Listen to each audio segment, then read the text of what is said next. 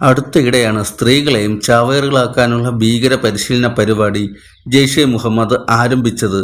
ഇന്ത്യക്കെതിരായ തങ്ങളുടെ പ്രവർത്തനം വിപുലീകരിക്കുന്നതിന്റെ ഭാഗമായാണ് സ്ത്രീകളെയും ഭീകരാക്രമണങ്ങൾക്കായി ഉപയോഗിക്കാനുള്ള നീക്കം ജെയ്ഷെ മുഹമ്മദ് ആരംഭിച്ചത്. ഓപ്പറേഷൻ സിന്ദൂറിൽ കനത്ത നാശനഷ്ടം സംഭവിച്ചതിനെ തുടർന്ന് തങ്ങളുടെ അംഗബലം വർദ്ധിപ്പിക്കുന്നതിനായാണ് പുതിയ സംവിധാനം. നിങ്ങൾക്ക് ഈ വീഡിയോ ഇഷ്ടമാണെങ്കിൽ പ്ലീസ് ദയവായി ലൈക്ക് ചെയ്യണേ. ജമാഅത്തുൽ മുഅ്മിനത്ത് എന്നാണ് പുതിയ വനിതാ ചാവേർ പടയുടെ പേര്. ബഹാവൽപൂരിലെ മക്കനാസ് ഉസ്മാനയിൽ വച്ച് പുതിയ വനിതാ ഭീകര സംഘടനയുടെ ഉദ്ദേശം എന്താണെന്ന് ജെയ്ഷെ മുഹമ്മദ് തലവൻ അസർ വെളിപ്പെടുത്തിയിരുന്നു.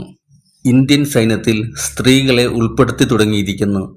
കോംബാറ്റ് ചുമതലകളിലേക്കും അവർ എത്തിക്കൊണ്ടിരിക്കുന്നു. ഈ സാഹചര്യത്തിൽ ഇന്ത്യൻ സൈന്യത്തിലെ സ്ത്രീകളെ പ്രതിരോധിക്കുകയാണ് പ്രഥമ ലക്ഷ്യമെന്നാണ് അസർ മുഹമ്മദ് പറയുന്നത്. ജെയ്ഷിന്റെ ശത്രുക്കൾ ഹിന്ദു വനിതകളെ സൈന്യത്തിൽ ഉൾപ്പെടുത്തി തുടങ്ങിയിരിക്കുന്നു.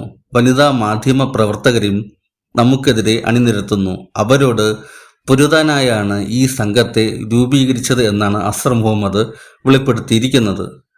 വനിതാ ഭീകര സംഘടനയിൽ ചേർന്നാൽ മരണശേഷം നേരിട്ട് പർദീസ് ലഭിക്കുമെന്നാണ് അസർ മുഹമ്മദ് സ്ത്രീകൾക്ക് നൽകിയിരിക്കുന്ന വാഗ്ദാനം.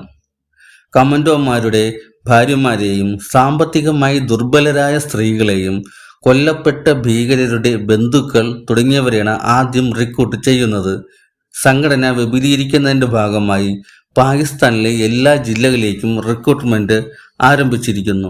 പാകിസ്ഥാനിലെ എല്ലാ ജില്ലകളിലും ക്യാമ്പുകളും ബ്രാഞ്ചുകളും ആരംഭിക്കും. പുരുഷന്മാർക്ക് നൽകുന്നത് പോലുള്ള പരിശീലന പരിപാടി സ്ത്രീകൾക്കും നൽകും. മുഹമ്മദ് അസറിന്റെ കുടുംബാംഗങ്ങളെയാണ് ഇതിന് നേതൃത്വം നൽകിയിരിക്കുന്നത്.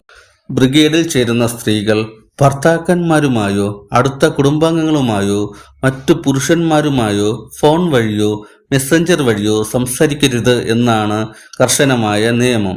ഘട്ടം ഘട്ടമായി ആക്രമണം നടത്താനുള്ള പ്രോത്സാഹനം നൽകുക എന്നൊരു സാധാരണ പരിശീലന പദ്ധതി തന്നെയായിരിക്കും ഇവർക്ക് നൽകുന്നത് എന്നാണ് വിവരം.